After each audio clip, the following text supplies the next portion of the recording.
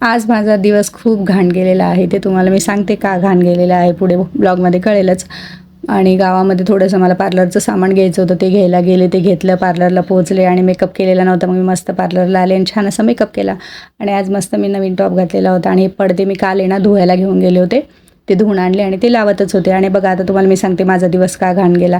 आता हा पडदा मी लावते आणि पाईप फक्त नॉर्मल आहे बघा, तरी माझ्या डोळ्याला कसा काय लागून गेला मला काहीच कळलं नाही. मी पडदा लावत असतानाच तो पाईप तिकडनं कसा सरकला आणि माझ्या डोळ्याला लागलं. म्हटलं थोडक्यात माझा डोळा वाचला, जर डोळ्यामध्ये घुसला असताना म्हटलं तर आज आंधळीच झाली असते मी. आणि असं माझ्या बाबतीमध्ये होतं, मी काही काम करायला घेतलं ना, काही तर मला लागतं, कुठे काहीतरी होतं, माझ्या स्किनचं काहीतरी नुकसान होतं, माझ्या स्किनला चेहऱ्याला तर खरंच काही ना काही होतच राहतं, का काही कळतच नाही आहे मला. म्हणून म्हटलं आजचा दिवस माझा खूप घाण गेला. मी उठल्यानंतर कोणाचं तोंड बघितलं होतं हेच मला कळलं नाही.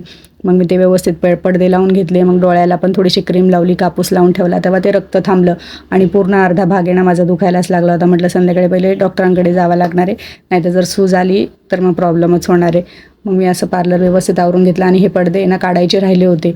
काल पाईपच निघाला नाही तिथला, मग तो आज व्यवस्थित पाईप काढून घेतला. मग ते पडदे धुवायला काढले आणि ते धुवून आणावं म्हटलं.